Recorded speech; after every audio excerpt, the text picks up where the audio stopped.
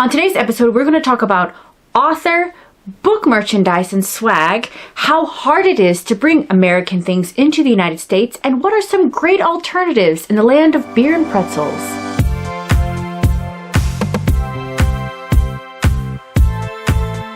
Hello, Lieblings! I'm Madi, science fiction and fantasy author who's been living in southern Germany since 2014. Today, we're going to talk about swag. Swag is short for stuff we all get, and it's usually the stuff that we get for freezies at book cons or expos or whatever. There are also like a slew of book merchandise that we book nerds love to get our hands on. So being an indie author, I'm aware that, you know, some like fandoms, they like to kind of get in on the action and have a piece that kind of helps further cement their fandom, or even just a way to further support their favorite author, musician, artist, creative, whoever. But I will admit, some things get a little harder when you live in Germany and your target audience is in the US or England or any other English-speaking country. Suddenly you have all these logistical problems that you never really knew existed. Though I don't think you can tell, but I'm wearing an AuthorTube shirt that I got from another fellow YouTuber and AuthorTuber, Meg Latour, over at iWriterly. And if you're wondering how I managed to get something like this into Germany, FYI, it's very expensive. But I was fortunate enough I was able to work around it for this one item, but it's not an everyday occurrence. But before we continue on with this video, hit the subscribe button and ring the bell if you haven't already. Here on Adventures of Lamadi, we talk about writing, living abroad, and everything in between. So I'm going to start this whole video with a short story. If you can see back here, I have my delightful glitter David Bowie. He was actually a special edition David Bowie from the movie Labyrinth from one of my favorite online geek shops, ThinkGeek. This is a shop that's specifically in the US. Obviously, just so you know, with the story, obviously it ended well because I have one, but it was a very stressful story. And now I actually have two of them. So I probably will be giving my second one away in a giveaway at some point in time. Haven't decided yet. Well, I know I will, because what else am I going to do with two David Bowies? What am I going to do with two David Bowies? Anyway, but yeah, the important thing was I had, you know, my one. So ordering into Germany can actually be kind of a pain in the ass. You see, Germany has an import tax, or just a normal value tax, of about 19%. It's pretty much thrown on almost everything, except for, like, you know, food and essentials. But obviously things like merchandise or clothes or whatever, usually that, you know, gets an extra 19%. And of course, when you're importing it from outside, they'll slap that 19% on there as well. However, sometimes I have heard that there is a limit of how much you can order in before they add on that extra 19%, or you kind of like get in trouble with customs. I've heard it being 40 euros, but I've heard some people say 23 euros. It's very confusing. Unfortunately, to be honest, it really is dependent on who is in charge that day and whether or not they're in a bad mood. And I've experienced this with German bureaucracy when I was trying to get I have my permanent residency here in Germany, but in the 5+ years, almost 6 years that I've been in Germany, I have dealt with 3 different women in the foreign office affair, in the foreign affairs. And each one of them have their own interpretations of the law. And it's really, really frustrating. So it's always dependent on who you get and whether or not someone shat in their cereal that day. Because that's just what it is. So when I originally ordered my glitter David Bowie, I also ordered, I think he only cost like $13 or something. And then I also ordered a set of shot glasses that were in the shape of beakers. So all in all, the whole order itself was like 20 bucks. Not much. Unfortunately, because sending it from the US to Germany, I slapped it on another $16. So the whole thing was about 36. I have actually ordered more expensive things from ThinkGeek and that have arrived on my doorstep without any problems. So I figured, this is $20. It shouldn't be a problem. I was wrong. So of course, you know, I think probably because the thing I ordered before was Han Solo leggings, And because it was one year I dressed up as Han Solo and had my husband dress up as Chewbacca for Carnival. That was fun. But so it was a very small package, so I think that's why it went through. This one was obviously a larger box, so I think that's why it got flagged in customs. So they decided that, you know, from my understanding of the value, it should be the value of the items themselves, which should be at the $20, because that's what I paid for. Unfortunately, that customs, it was a guy because I talked to him on the phone. No, for him, he also included the shipping. So instead of having a 19% on $20, it was 19% of $36. And then plus with all the extra administrative fee that they decided, but they slapped on, the tax was another 20 euros. So essentially it wasn't 19%. It was about 100% tax that I had to pay for, you know, like this and some shot glasses. So I was super pissed on the phone with that. Like I said, because the whole, you know, I was under the impression that because I was ordering under 40 euros, even with shipping, it was 36. Somehow, you know, they still decided I was going to get, you know, penalized for this. So yeah, it's super frustrating to order things into Germany. And the thing is, though, what actually really pisses me off isn't so much that Germany has this tax to begin with. I mean, let's be honest. It is one of the reasons why Germany has one of the strongest economies, because they do, like, having that 19% tax makes you really think, is it worth bringing blah, blah, blah into Germany when there are German alternatives? The thing is, though, sometimes there are no German alternatives, so you do have to import, and then, you know, ugh, it sucks. But it does make you think, all right, you know what? First, let's see if I can find this exact same product in Germany. Because if I can, I also get it much faster because, you know, the postal service in Germany works like really fast, at least in my opinion. So it works really fast. Then it's cheaper, you know, like and of course it helps, you know, the economy and blah, blah, blah. Everybody wins.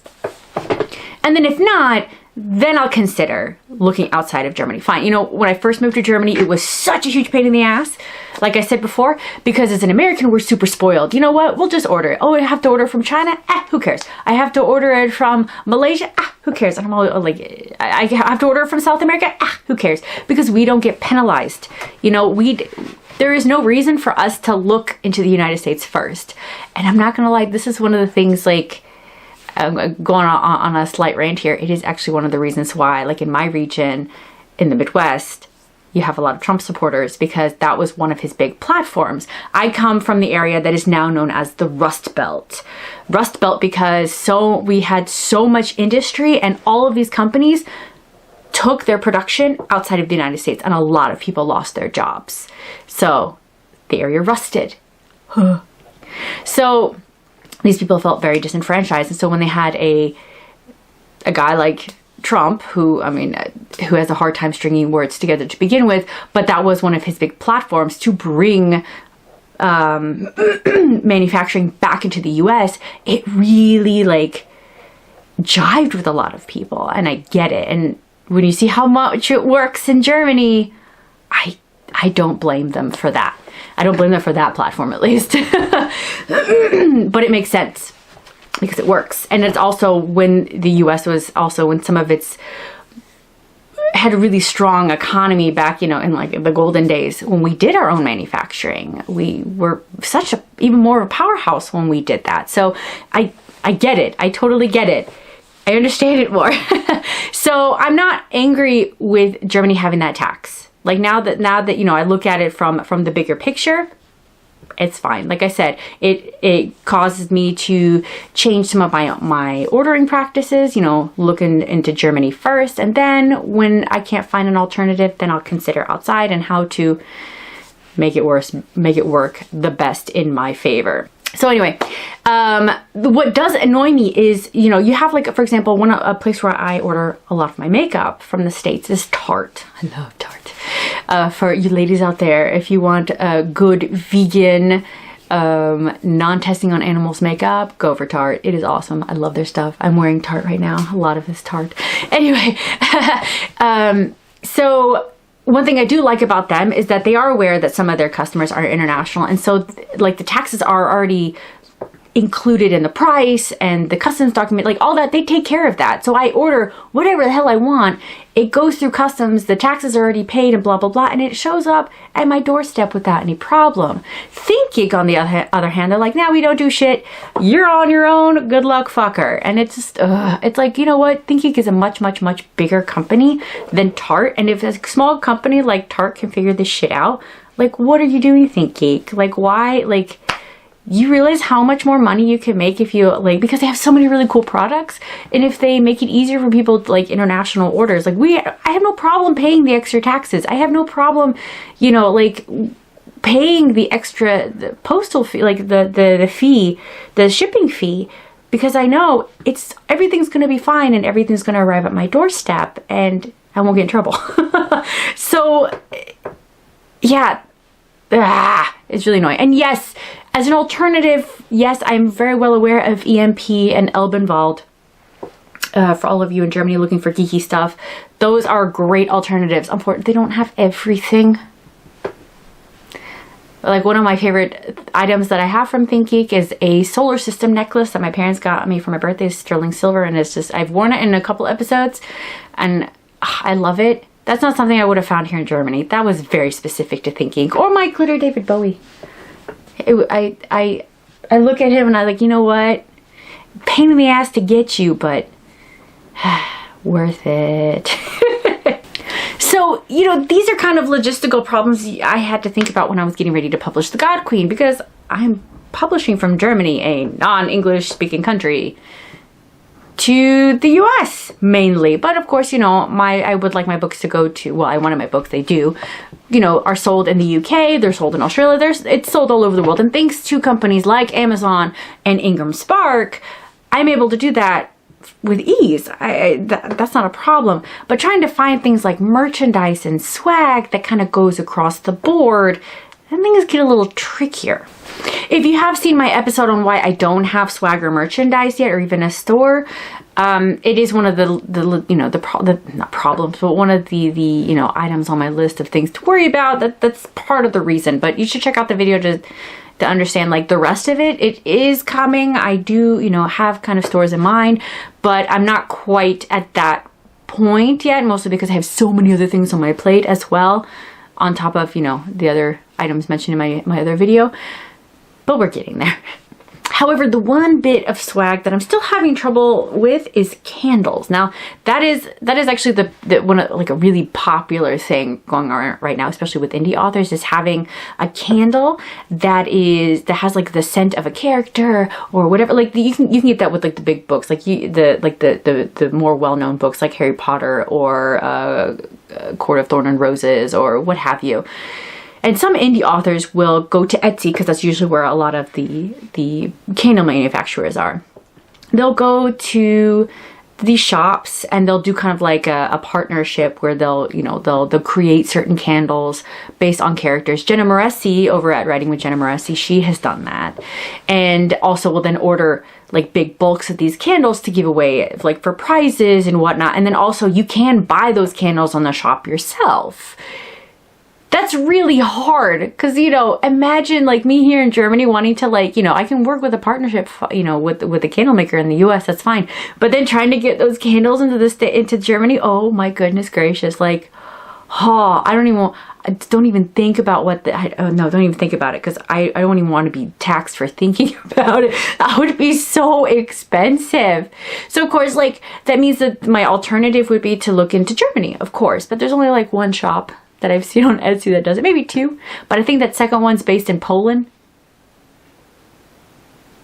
Or maybe my third option would be to just make the candles myself. Nah, I don't have time for that. I have considered it though, but y'all, I don't have time for that. So in terms of stores, actually the one I have been thinking about the most, I was originally going to go for Redbubble. I still may go with Redbubble because they have, like, designs for certain things. But what I've seen with a lot of YouTubers is Teespring. So that's what I'm going to get with my AuthorTube t-shirt. Because I do realize I have to be smarter, not smarter, but smart in general about how I'm going to set up this store. So you see, this shirt is only produced in the US. And to have it sent to Germany would cost another $15. And if you remember my story with Glitter David Bowie, that was something, oh God, like I really, of course, like I'm friends with Meg and I adore her.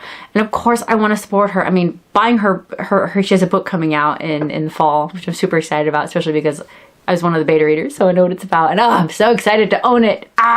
Super excited. Anyway, if you are interested in writing and in awesome goodies, especially if you want to go into traditional publishing and you would like information from a former literary agent, go check out Meg's channel. You can thank me later.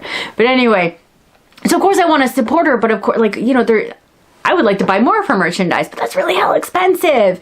And, you know, I don't want to get in trouble with customs again because, you know, either I have to like pay the people, like you know, they'll send the fee with the folks when they drop off the stuff at my house, so the postal service, or I actually have to like take time off work to drive 45 minutes to the closest customs office to pick it up. And they're only open for like 4 hours a day, every day. And, oh, just, Meg, I love you, but there is a limit to my love. But I was fortunate that my parents were coming to Germany for Christmas. So I thought, okay, then I can order it, have it sent to them, and then they brought it. So that was the only way I could get around it. So instead of paying like $15 in shipping, I paid like $3. So, whew, yay, I support you, Meg. However, there is another expat tuber that has gone about their Teespring store a little differently. You see, she actually picked certain, well, like maybe 2 items out of her whole shop. Almost everything is produced in Europe because she's also an American living in Germany, but she does have some of her items that are produced in the United States for her American fans, or for American-based fans. And I cannot imagine how much, I mean, I'm sure there's quite a bit of work to go into that. That's something I definitely wanted to like deep dive into. But that is probably how I would do it. But I would also probably include Australia in that mix because I do have friends in Australia. I have some supporters out there and I don't want to leave them hanging because I know with them also getting things into Australia from, say, the United States is also a logistical nightmare. So, you know, we can't leave them hanging. So that's things to think about. And I feel like you only really think about that when you live outside of the US, because when you're in the US, like that is the big market in terms of indie book sales. Well, if you're in English, you know, writing in English, because that is where the majority of them are. Though actually I don't know the population of Australia. I mean, the landmass is bigger than the United States, so I would imagine that I don't know the population. It doesn't matter. But I mean, like most people, you know, they aim for the US. And when you're already there, like everything is already set up for you. You just have to pick out, you know, which store works best for you or whatever. You don't have to think about, okay, how am I going to get shit over here, or how am I going to get it over there, and then how much is that going to cost me? And ooh, like, yeah, it's a lot of like extra bullshit that you have to think about. I'm starting to ramble here. I apologize, but like that's. Yeah, it's only something you really think about once you live outside of your home country, or in this case, the US, and you have to think about it. Once we get closer to this whole like shop thing or whatever, I will totally keep you in the loop on how I'm figuring all this out. But in the meantime, we're just, you know, we keep on trucking. Still working on that second book, still working on doing some extra fun stuff with the God Queen anyway. So that is it for today. Thank you so much for sitting here and listening to my ramblings. If you are new here, please consider subscribing and giving this video a thumbs up. It lets me know that you like video content like this and you would like to see more. If you have a comment, question, or a topic you would like to see on this channel, please let me know in the comments below. The God Queen is available in both paperback and ebook. I have all the links for the book in the description below. And don't forget to connect with me on social media, whether it is through Facebook, Twitter, or Instagram. And that's it for today. Until next time, adi!